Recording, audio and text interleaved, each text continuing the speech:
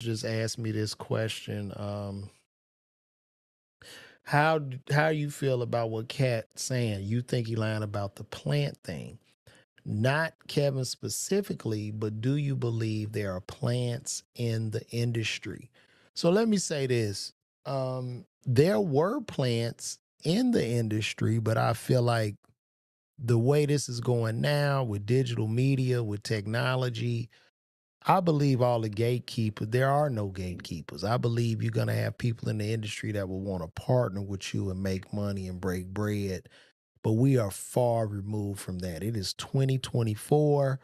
I know, you see the young Instagram guys taking over, they selling out theaters.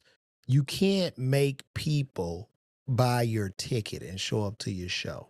And I will be 100% honest with you guys.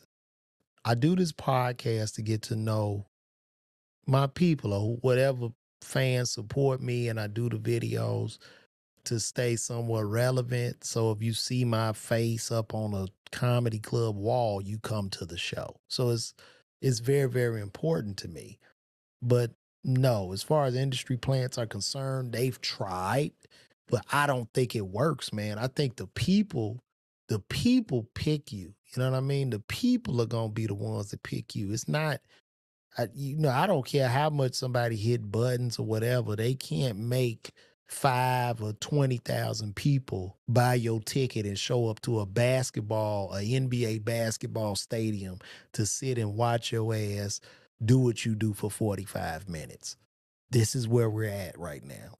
As far as Kevin Hart being a plant, how? Like, I don't, things have to math for me. So the math doesn't math with the Kevin Hart being a plant thing, right? And I've said this in the previous episode of a podcast. Here's a guy started his comedy career, and I mean this is in books, it's been written. I've talked to Kevin.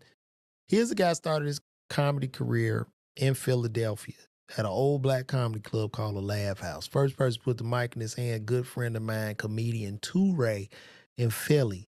He's telling jokes, going by the name of Kev the Bastard.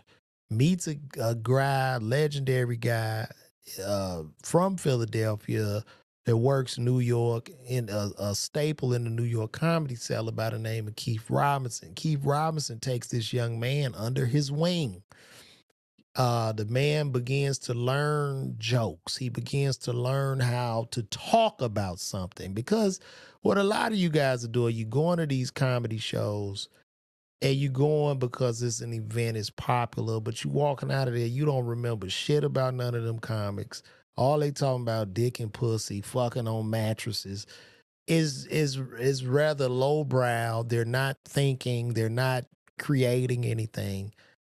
But that's not neither here nor there. So this guy hones his skills. He's going back and forth from Philly to New York. Uh, ends up being seen by Dame Dash after opening up for comedian Capone.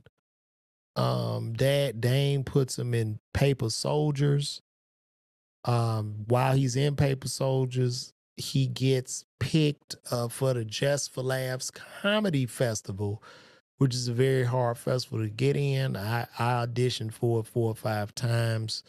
They never fucked with me. You know what I'm saying? Which just whatever. So back in the 90s, Just for Laughs was a huge comedy festival. For whatever reason, they took comedians to Canada to see if the comedians were funny.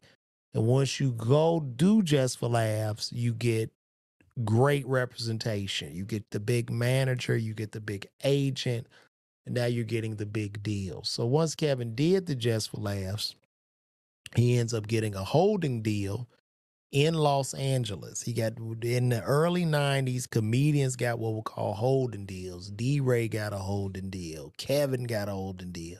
Comedian Zoo-Man got a holding deal. These holding deals were given out because sitcoms were so hot. If you remember the whole thing in the early 90s, the UPN network, all these sitcoms were on fire. So what they would do to comedians that were up and coming, that did Just for Laughs, they would give you $200,000, $300,000 to say, here, we're going to give you this money to hold you for first right of refusal if something comes up, because we believe in you, we see you funny, we don't know exactly what to do with you yet, but we want to lock you down.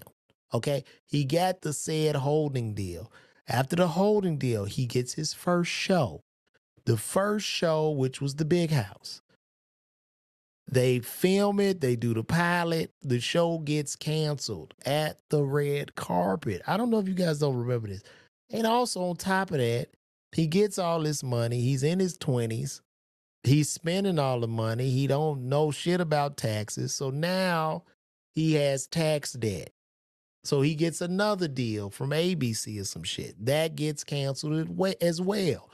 Then he gets Soul Plane. He does Soul Plane, which gets bootlegged. The movie flopped in theaters. I guess it might have been a ghetto classic kind of, but whatever. It flopped in theaters. They was bootlegging, and Hollywood left this man for dead. He left it for dead. They left him for dead in Hollywood. And this is the early 2000s. I've been doing this shit a long time. I first did comic book in 2005. 2002 I started, right? There was a time when Duval was bigger than Kevin. When Duval went by the name of Roland Powell, he was bigger than Kevin, okay? When Cat was on top of the world in 05 and 06, Kevin was there, but he was barely alive because he was doing small-ass comedy clubs, getting a small guarantee, taking people's email addresses and shit, and grinding. I'm in this shit. A lot of people be like, man, you tripping and planting. No, brother. No. The thing I have with a lot of comedians calling out Kevin, I don't really give a fuck. When y'all see me do the Miller Lite shit, I rip that motherfucker. I didn't pay the man to cry laughing at me, number one. Right? I just won the goddamn competition. I won that. That was my work. Right? You know what I'm saying? You've seen the video. Has over 2 million views on Facebook. 10 million on Facebook, 2 million on YouTube. I went out there and killed that shit off my merit. The man don't owe me shit. I don't owe him shit. You see what I'm saying? But I have to call a spade a spade. You cannot deny the work that he did. I'm in this motherfucker doing this podcast. There's 57 people watching as I do this motherfucker live. But for whatever reason, the day that the shit go through the roof and there's 40,000 people, somebody will say, man, that gotta be the Illuminati. Somebody put a thumb in his ass. That's all it is. That's why he winning. And that's why I'm failing. Because I didn't let nobody put a thumb in my ass, because even though nobody asked me to put a thumb in my ass, nobody asked me for my ass, but I have to find some kind of way to justify my failures in the work that I have not put in. This is what's happening. Hello. So if you don't have a problem with a man, you start doing comedy. It's a lot of young guys that do comedy now that are under me. I don't have a problem with. You can't have a problem with them when they pass you up. That's all I'm saying. You didn't have a problem with them in 02, 03, 04, 05, 06, 07, 08, 09, 10, 12, 13, 14. You didn't have a problem with the man really to 2015, and now it's escalating. And at the end of the day, if you know, I love Cat Williams. I'm a Cat fan. Right? But at the end of the day, if any motherfucker birthed Kevin Hart, it was Cat Williams. Hello? Hello? Hello? In Hollywood, they have a list.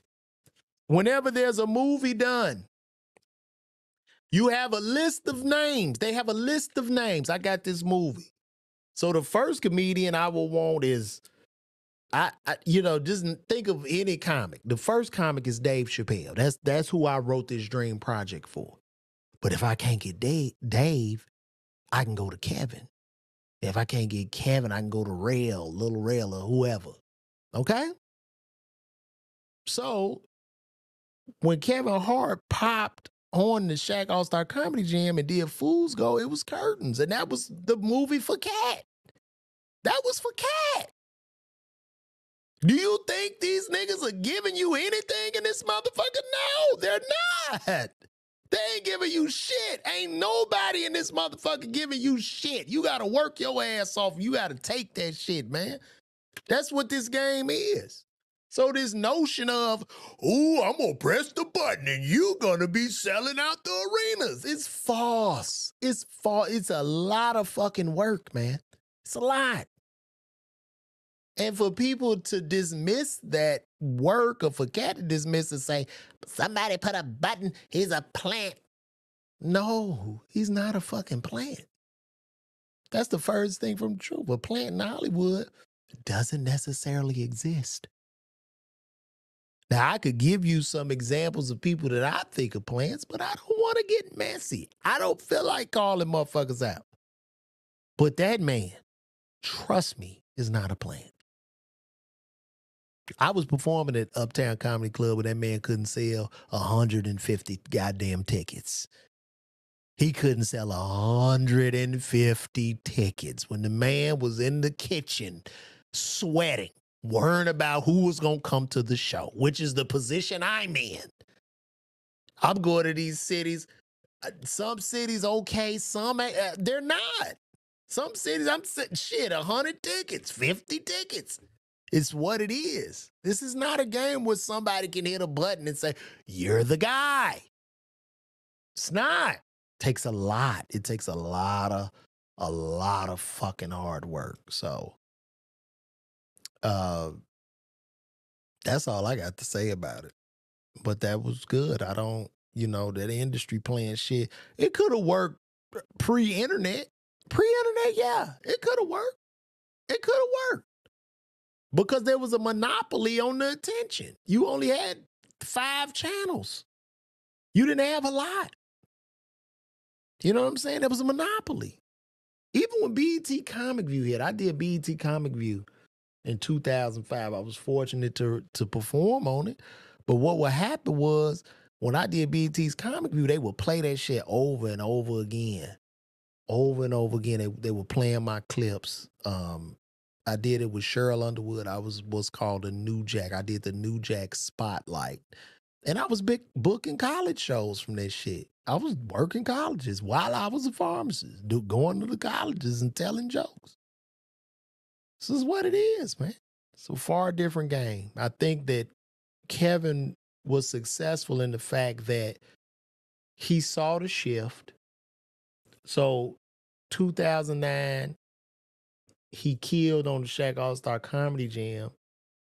2010, 11, he was one of the first comics. Now I got to give it up to Duval. Roland had been doing Twitter and shit and he merged himself into social media. He's embedded in the fiber of nigga Twitter and nigga Instagram. He is that guy. Okay. Kevin infused it. You know what I mean? Like Dane Cook was actually the first to blow up on MySpace. But Kevin was like one of the first black comedians to really go to infuse the internet and make it, and that helped him. It really helped to propel him. So no, it's not an industry plan. That shit is work, nigga. Fuck out of here. Nobody giving you shit out here. These motherfuckers do not care. They don't care. Trust me, I'm in the business. And first of all, too, this show is sponsored today by my hat. This is the official LaVar Walker hat, LW hat. If y'all want to get these for gifts, you can go to my website. I got them for sale. Very nice hat, green bill. You can see the LW. We're gonna do another generation of these. But yeah, this is the hat. So